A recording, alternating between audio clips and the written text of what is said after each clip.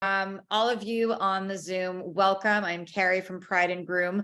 We have the honor of hosting our grooming ambassador and Pet Supplies Plus service training coach, Allie Uncapher, and then our own CEO and co-founder, Patricia Machado, who we are going to talk tangles, knots, and mats, the gnarly subject that has all you incredible groomers, working so hard, and hopefully we'll give some tips.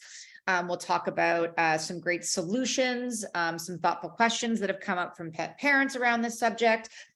With that said, I would love Allie to give us a little bit of background. I think it's always so interesting how all of you, got your start in grooming. So Allie, would love to hear, from you how you got started in grooming.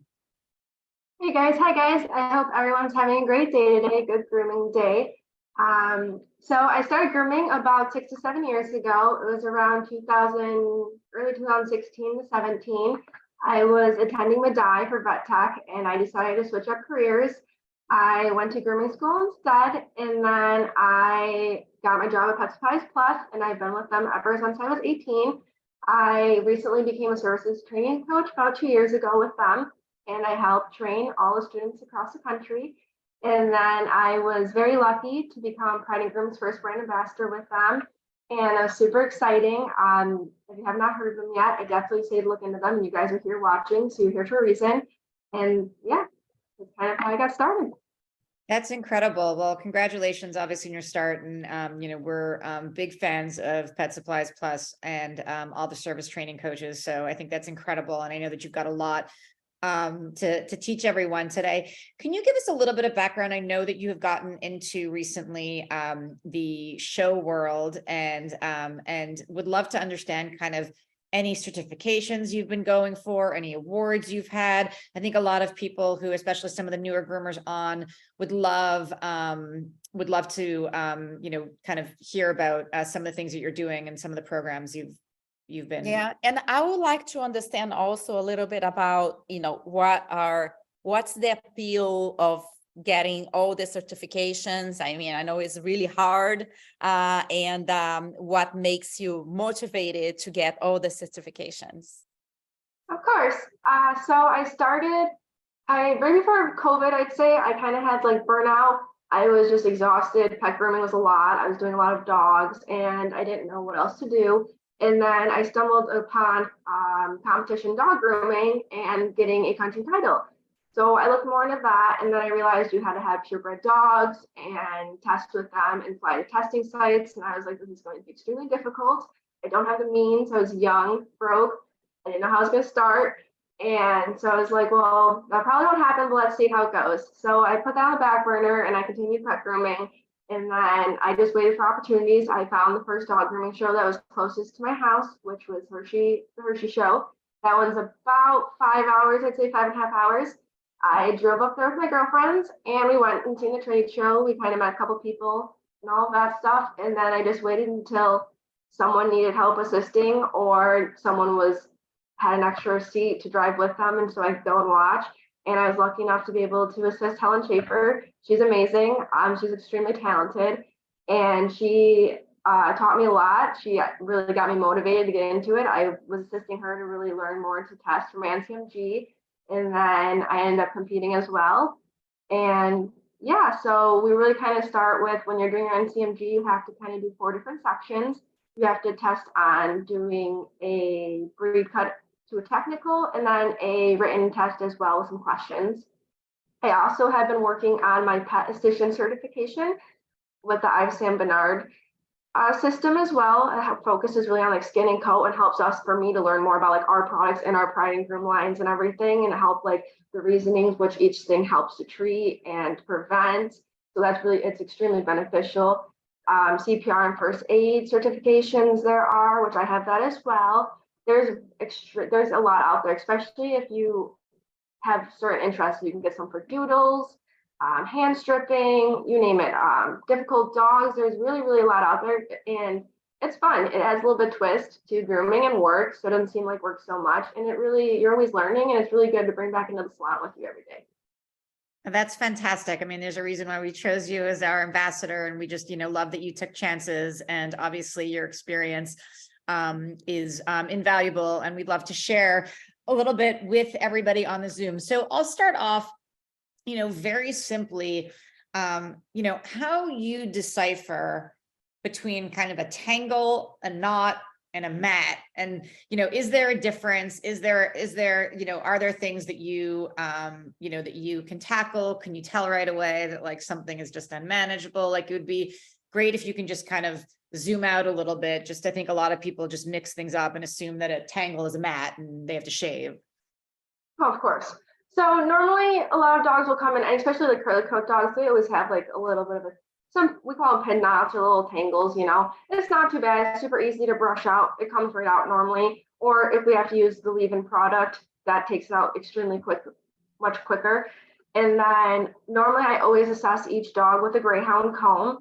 If I cannot get my greyhound comb to the skin or through the coat, that basically starts to decide where I have to start off with what length and how short we're going to have to go, and if we're going to have to take the whole coat off or if some of it's savable. And that's kind of how I decipher that. Tangles, you can normally get out really easy. Knots, you have a little bit of time, and then mats is where you really have to start shaping and everything. And so in terms of, so let's just, jump right in, another question, and this had come, actually, I don't know if she's on or not, but this had come from, Janet in North Carolina. And she was saying, do you tackle the knots or the mats wet or dry? Like, or do you do a pre-brushing? Like, how do you, maybe you can walk us through a little bit of, you get a naughty dog, what your process is. So I guess it depends on each dog. I do it both ways for different reasons, depending on the dog's coat, condition, texture. It just depends. Normally, say I get a regular everyday doodle, I normally put it on the table first, use some leave-in spray, get it nice condition, moisture, you don't want to break the coat, and start with that and make sure I can get the dog all brushed out, get a comb through it, a slicker brush. That way, when I get into the tub and we start bathing, the water can penetrate through the entire coat to the skin, and I can see what we're working with. And then if we have something more severe, I might try to blow it out first away from the skin a little bit to see if I can get it away from the skin, or we might try to take it to the tub first and really condition it and see if we can work on it in the tub and loosen it up. Oh, that's very helpful. Because I think that a lot of people, just like hit this. I think that a lot of, pet parents. So from our perspective, I mean, Patricia Witchgold, you can probably, speak to this, is that, and one of the things that we want to help with today is kind of bridge that gap between the pet parent and the groomer. And I think that pet parents assume that a groomer just goes and shaves and it doesn't do this kind of assessment. And so it's good to know that, that's not the case. But Patricia, do you hear anything from like our pet parents and from our community about kind of the knots that you think is like and the groomers and like what their biggest kind of complaint or frustration is? Oh, I think you're muted. Did I mute you? Yep, we muted you. Sorry. Oh no. I think that sometimes it's just a matter of miscommunication, but most of the times I think the fact that the pet parents don't really understand how much it takes to maintain a dog. I mean, I have a little Shih Tzu, and early on, I understood that, if I didn't brush him every other day, he was going to get those matted, knots in behind his ears, or if I use a harness, he was going to have the knots in the armpits, and those knots are hard to break. They have those beautiful coats. There is very thin hair. And it's like you have a child. So you kind of have to think about, I think, as yourself. I mean, you only have your hair to brush. The dog's entire body full of hair, and they are walking, they are, interacting with things, they eat, and everything, everywhere there's hair. So you really have to think about, maintenance. And I think the pet parents don't really realize how much maintenance it goes. And I think this is a little bit related to the shift of the presence of the dogs in our lives. I mean, in the past, when I was a child and was not that long ago. My dogs were outside of the house. I had a little white poodle and she was not sleeping in my bed or my parents' bed. I mean, there is no way. My child didn't sleep in my bed, but my dog does. So I think that the fact that the dogs are entering our lives in different ways also is requiring a different type of maintenance. And that's why we try to develop products that help to facilitate the life of the pet parents in this maintenance process. That's what's up. Yeah. So with that said, you know what, maybe let's talk about the process for a second. Let's go back. And then I want to talk, and then I'm going to come forward and talk back about the communication with pet parents. Doodles, right? Doodles are, you know, they're everywhere. I just recently learned actually from one of our webinars, and everyone can check that out. I believe it's still available. Was that not all doodles are the same. So that's right. And so can you, and I think this would be really beneficial to everybody, could you take us through kind of your doodle process? I think that, and I know we've talked about this before, but if you can maybe walk through kind of some key steps in terms of assessing a doodle, that would be really helpful. Yeah, so normally when I start the doodle, especially a first time client, they come in, we go over paperwork and everything. I learn a little bit about the dog and the pup, and that way I'm a little bit more familiar. And then I always go out with my greyhound comb. We assess, we talk about maintenance at home, if they are doing any, and then we go over what they should be using for their dog and their coat texture and how often, and then how often they should bring them into the salon as well for either a full service groom or a bath and brush in between, or a brush out just in between. Either three of those services definitely help keep up on the service and the coat, so that way they don't get mad at, because a lot of times they come in with expectations and we want to fulfill those expectations, but it's difficult if it's not being taken care of properly, which we all know of. So I start with that. And then once we get to that point, I try to see what the goal of the owner is. Do they want Fluffy to grow out super long, or do we want to just keep them short because they don't like at-home maintenance, or they are super active, so it's not easy, or it's not for their lifestyle? So then after I go over all that, I'll bring them in, I put them on the table, we brush them out, we spray with some leave-in spray. I'll comb them out, clean their ears. I like to do anything of prep work that I can beforehand. Anything from shaving out the paw pads, the sanitary area, cleaning and plucking the ears, clipping the nails and filing them, and then I'll take them to the tub. And then once I get them to the tub, for all of my doodles and curly coated dogs, they always get the non-shedder and the final coat.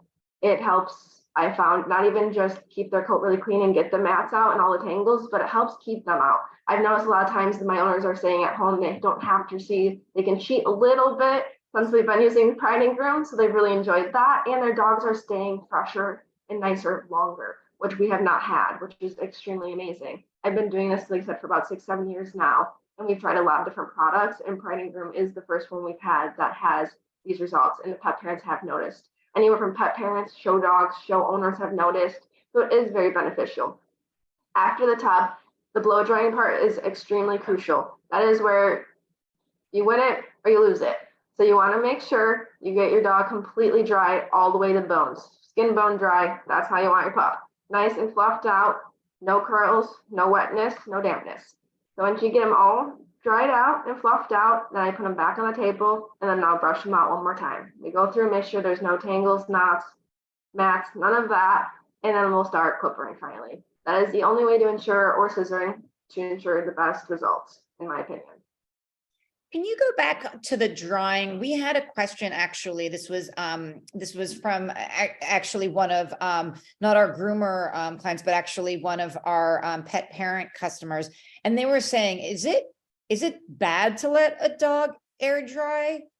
Or like, do they need to use a dryer? Can you talk about that a little bit? Definitely don't want them air dry, especially if you have a dog that gets haircuts. And I mean, a lab and stuff at home, if you let it air dry, it's not so bad. Those have a little bit undercoat and dead coat in them. But compared to like a Shih Tzu, a Doodle, you really don't want to let them air dry. That's when they really start to mat, because most owners will let them air dry, and then they do brush them, but they just don't get to the skin, and they only get that top layer, and that's where they get the fluff, and they come in and they're like, oh, he's not matted, until they get underneath, and he is, and that's normally due to air drying or no brushing. But oftentimes normally going swimming a lot and then just constantly letting them air dry. So even if you have just a personal blow dryer, really get your pup used to that when they're young, because that'll help a lot. And it keeps them fresher, nicer, and it's better to keep up on the mats and the tangles, because that's a really good way to get out some mats and tangles as well. Some nice air and heat and a slicker brush. Can you go back? Someone was actually asking, because I think I think they missed. Can you go back in terms of what of the Pride and Groom products you do use on a doodle? If you can just go through that, I think that someone was just asking. So for my doodles, every single doodle gets the leave-in, and I actually have it here. If anyone has seen it, I don't know if it's going to show up. If you guys haven't tried this, so I use that on all of my doodles and all of my curly coated dogs. I use it as soon as they come in for their fresh brush out, and then after the tub, and then before they go home as like my final scissoring spray kind of as well. And then I use the balm on their paws normally, especially doodles. They get really rough paws, especially here in Buffalo with the snow and the salt. So they get the balm on their feet and on their noses. And then my curly coated doodles get the non-shedder and the final coat for the bath. And then I use the towel. And then the scent, the doodles get the scents if they need like their anal glands and stuff done, or if they have any wrinkle or spots, but normally the scent gets more used on, or not the scent, I'm sorry, the swipes. Those get more used on my bulldogs and stuff like that. All right. Patricia, this kind of goes back to you actually, because we do get a lot of questions about this. What is so special about that non-shedder, shampoo? Can you give a little background? Because I know that this may help some of our groomers who do use it. They want to know the secret sauce. Yeah. That's the questions that are coming up here that I'm seeing. Yeah, so all our shampoos have 6 or 7 essential oils. Some of them are called carrier oils, like the coconut oil or almond oil. So they are used to kind of mix the shampoo well. But there are some oils, and they also have properties of moisturizing and supporting the health of the hair and the skin. But the marshmallow root is the secret ingredient on the non-shedder. Is an oil that is used for beauty products of women with very, very curly, tight hair. And it helps, so they call it slip. There is a slip effect that loosens the curls. So it really helps to untangle and loose those curls and make it the fingers, like our pet parents say, I can, for the first time in my life, put my fingers through the coat of my dog. So that's kind of what, if you know what I'm talking about, that's kind of what the job of the marshmallow root essential oil. Okay, that's really what's helpful. And then can we talk about the final coat? I know that's a huge favorite, Allie, I know of yours and like a bunch of, and of groomers. What are some of the aspects that, I mean, if you can talk, groomer language, like what do you see the difference and why? Because I know conditioners can be kind of almost controversial because they can, they can weigh down the hair, or they can, so, what are you noticing, in our product, in that final coat, that you see kind of differentiates itself from the rest of the pack? So other than my hands not breaking out and being so raw and rough, which is amazing, I noticed too that it does actually soften the coat much more. And I like to use it for a nice little secret is if on any tangles or mats, you can just put it right on a dry coat and put it in there and get it right brushed out with those. I've been doing that a lot. We actually keep them kind of right in our area, like a little pump of it, just so we have it next to us as well. That's a great thing. And that's also to those of you out there, just so you know, we do get asked this a lot from pet parents, do I have to rinse it? Can I use it? And especially for the active dogs, or if your pet parents are complaining that their dogs are getting, kind of isolated knots, like Patricia was talking about, behind the ears, around the harness, you can use kind of dime, or depending on the size of your dog, quarter size, little isolated drops. It's not gonna, be greasy or oil. You don't have to rinse that out. The point of rinsing the conditioner is when you kind of put it all over the body and all over the face, you're gonna want to rinse it, but it can be used. It's really, really helpful. and light enough. It's kind of, again, it's a magic potion, but it's both, it's rich enough to get through the knot, but it's light enough that it won't kind of leave that oil slick on this, on Yeah. What I do with my dog in the final coat is I really put, he is small, it's a 15-pound dog. I really put a dot on top, exactly on top of the knot. And, I just massage a little bit, and you can see that the hair is going to start loosening up and being a little softer. I think the difference between our conditioner and the other conditioners in the market is that we took the approach of working as a beauty line, and our conditioner is thicker.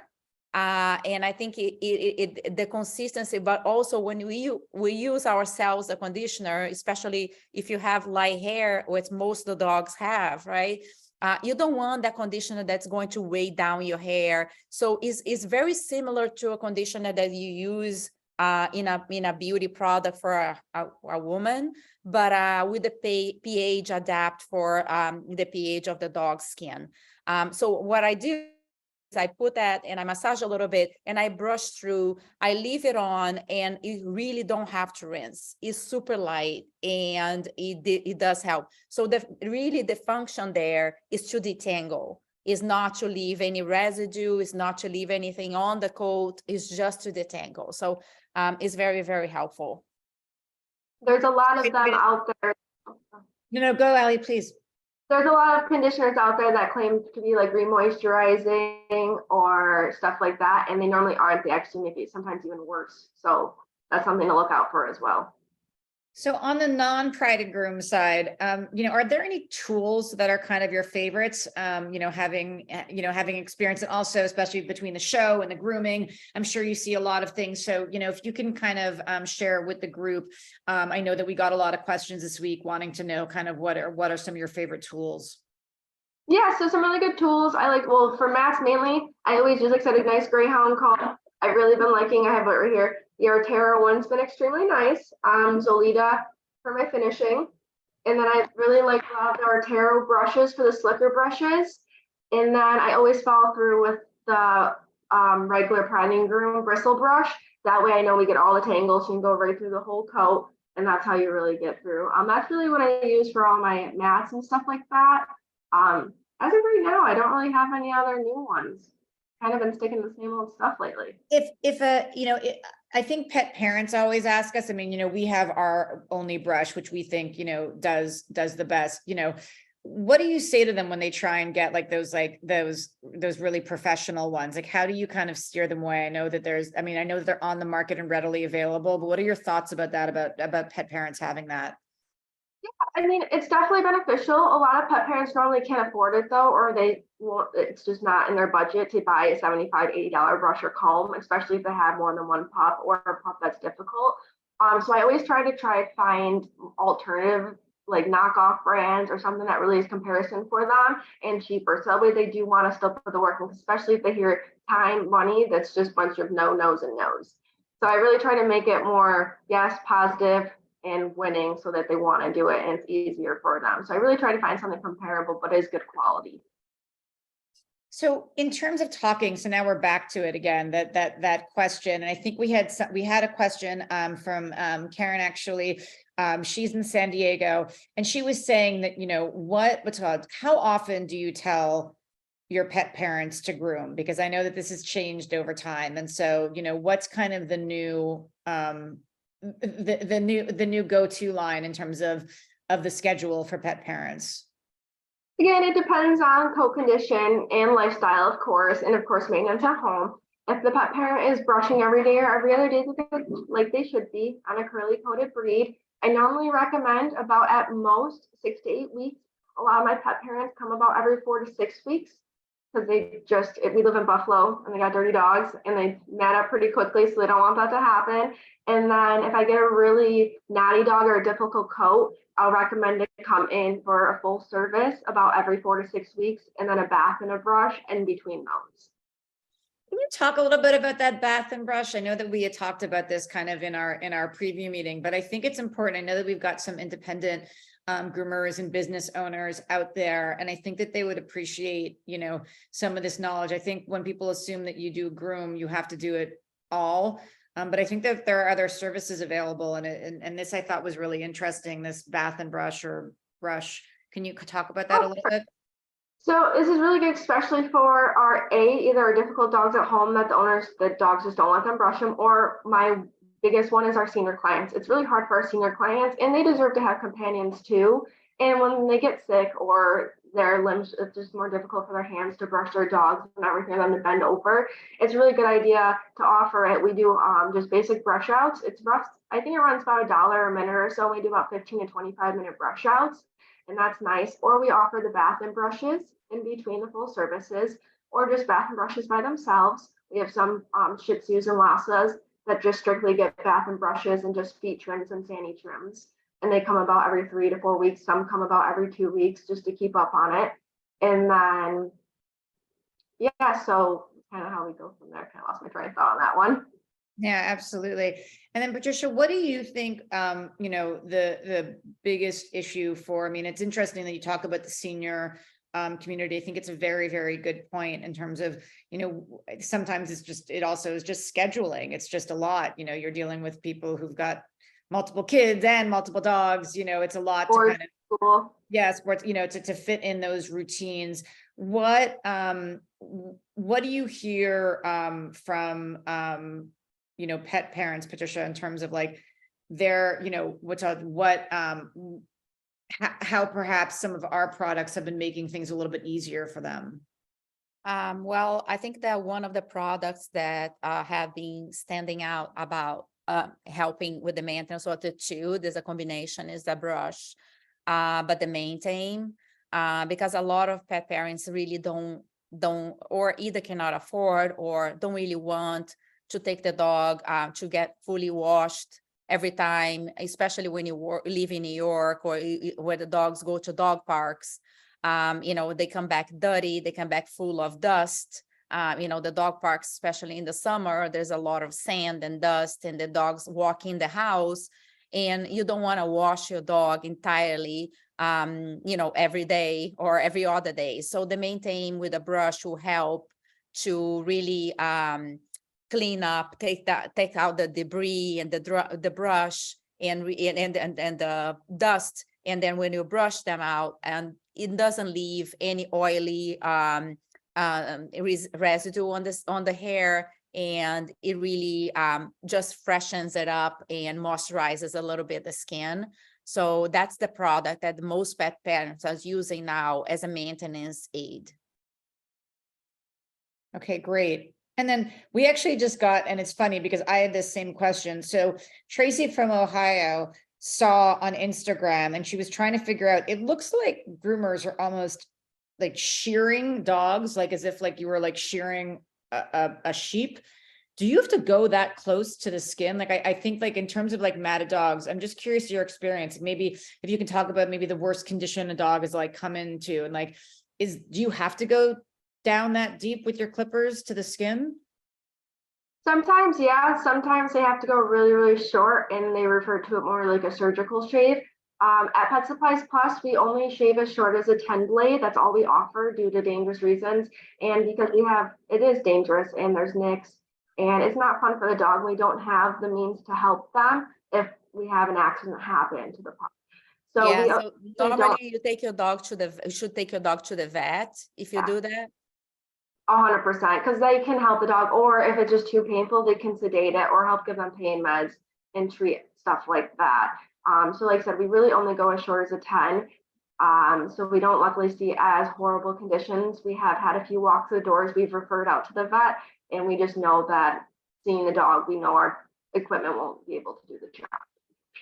And I think that's very helpful. I think, and Tracy actually just texted and just said thank you, because I think she's an independent, and I think that, people, what probably happens is that somebody may have gotten turned away from something like a Pet Supplies Plus, and they come to an independent, and, it's good to know that the parting line is that when it's that bad condition, these dogs should really be seeing a vet.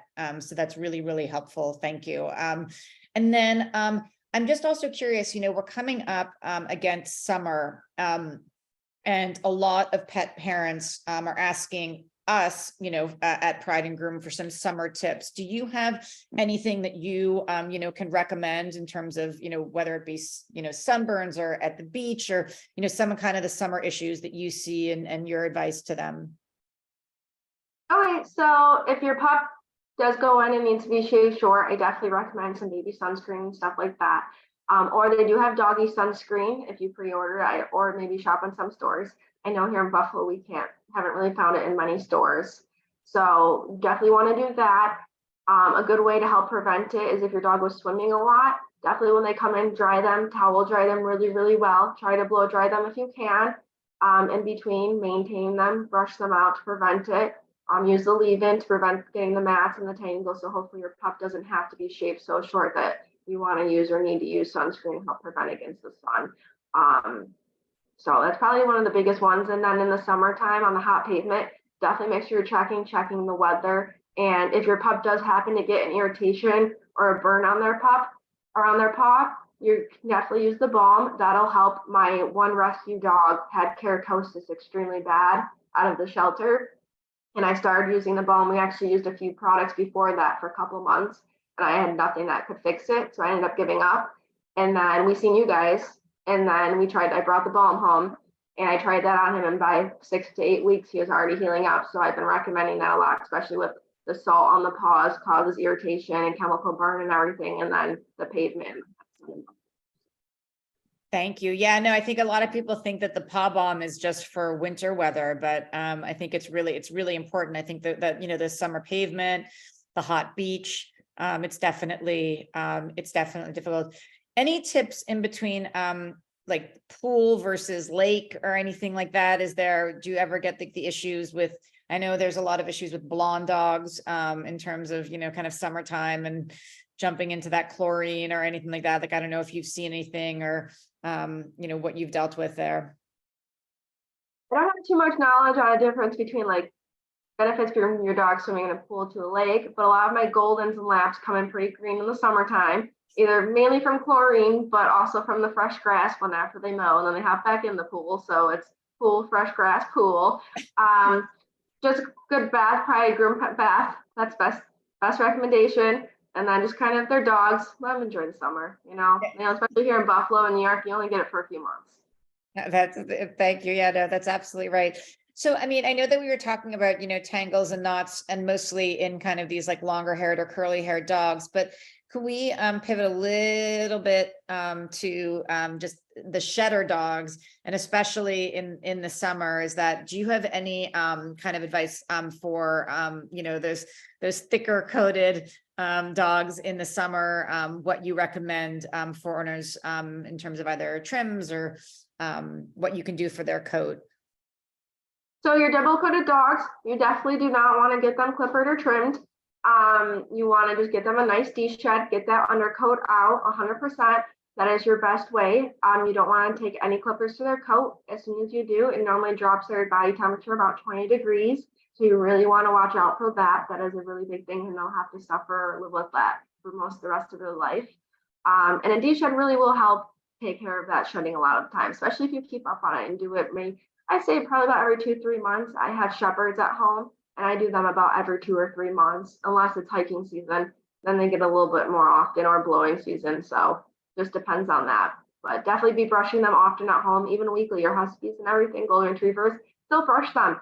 Might not be doodles or anything, but you still want to brush them and get that dead coat out, because it does cause skin irritations, hot spots, anything like that. Awesome. And then in terms of, I know that you were talking about like leave-ins and finishing sprays. Can we go back to that? Because Samantha was just asking if you can talk about like why our leave-in and is different than other leave-ins that you've tried or you called your scissor spray or anything like that. People were just kind of asking what the difference is. So I've used a lot of products throughout time. I really have only used them for just brushing. I didn't really know that you should use a scissoring spray before I got into the competition world. That was something that was new, taught to me. Before that though, all the liquids and sprays I did use always normally, for the most part, left a residue or a stickiness behind, and I tended to get complaints from owners unless I diluted it myself and watered it down for the most part. Kind of just was my trick to it. And like I said, and normally they also have a really strong odor. A lot of pet parents do not like a strong odor. They're normally especially older ones, have sensitive noses and stuff like that, and allergies. And that's what's nice about the leave-in. It's very natural, light smell. So it's nice and it's still enjoyable, and it lasts as well. So your pup still does smell nice, just not super overtaking. Wow. Okay. This is amazing. So I'm just waiting. I think everybody, just again, a reminder. I realized that, sorry, we were so deep into this. Just a reminder that, if you want to enter in our giveaway for our Allie pack, which has, items like the leave-in conditioner, our bath brush, our towel, please drop your email, into the chat. We'd love to hear from you. Also, if you have any questions, I still have a couple of questions for Allie as we wind down the hour. And just thank you, Allie, for being so incredible and being such a great fan of our brand. We are a huge fan of you. As we I'd love to get back a little bit onto your history and just kind of share some groomer stories, because I think that everybody appreciates that.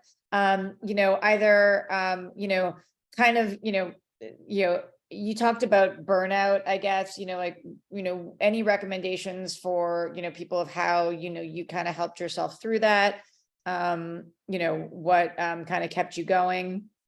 Yeah.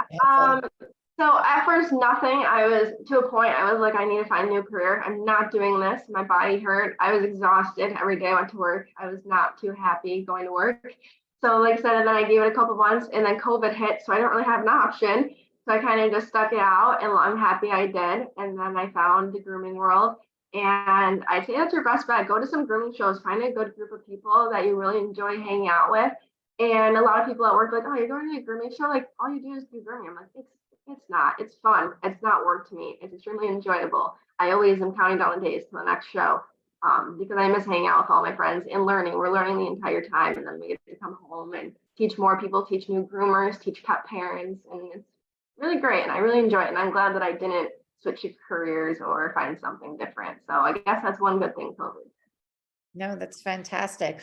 And then do you recommend, exercise? Do you recommend, stepping away? I know they talk, any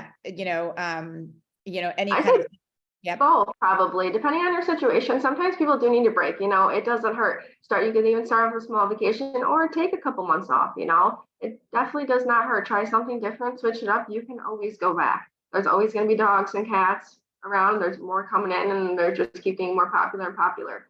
So, and then exercise is a very, very big one, especially if you want to do it forever. You definitely want to stay in shape and keep it going. It doesn't have to be really hardcore workouts or anything. You just eat healthy, good nutrition, take a couple walks, walk your dogs.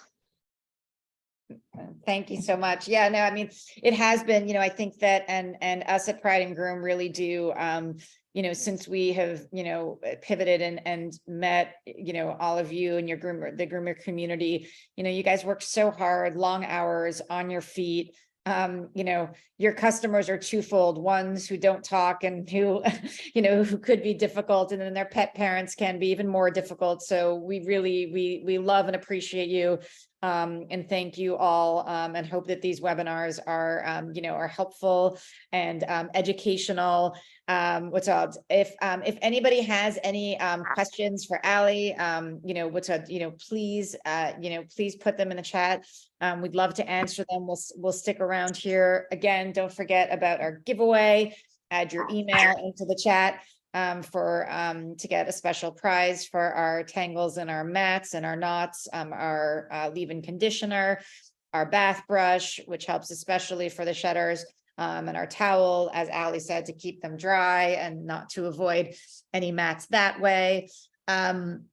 But Allie, do you have anything kind of in closing in terms of, that you would like to say to the grooming community, on the subject of, kind of knots and mats, and maybe where you think that that groomers have kind of gone wrong on it, and, and just some, advice for our community?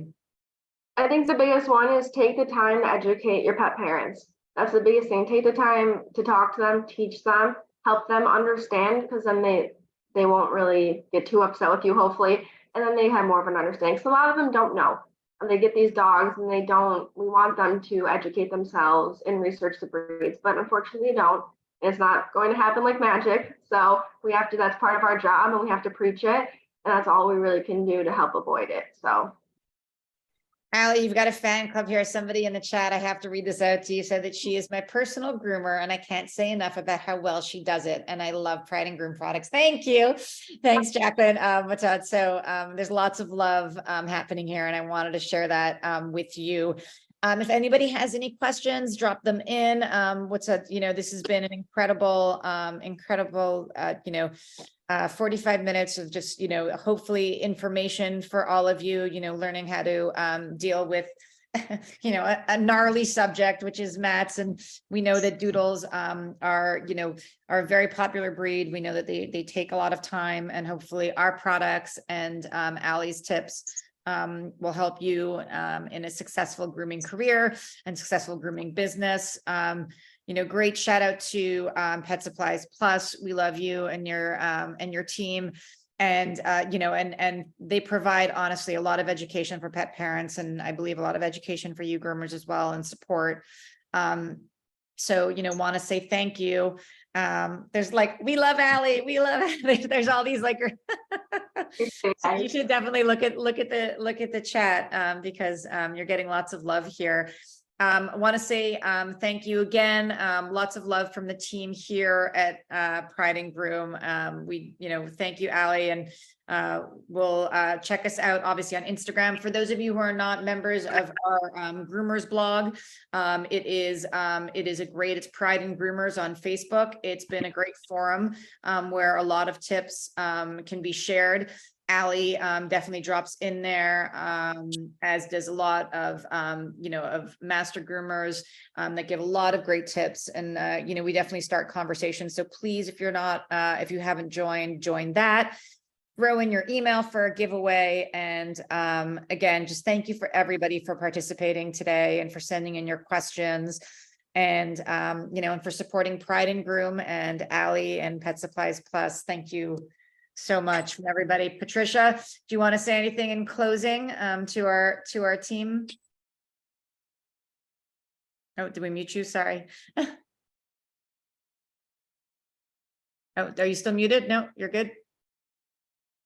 I'm sorry. No, I didn't know if you wanted to say goodbye or just anything. Oh yes, some closing marks. Sorry. You know what? I don't know. My internet went bad.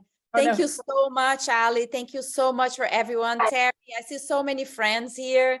Thank you so much for being here and helping us with to answer some of the burning questions that we have. And you did an amazing job and you're great. Thank you so much.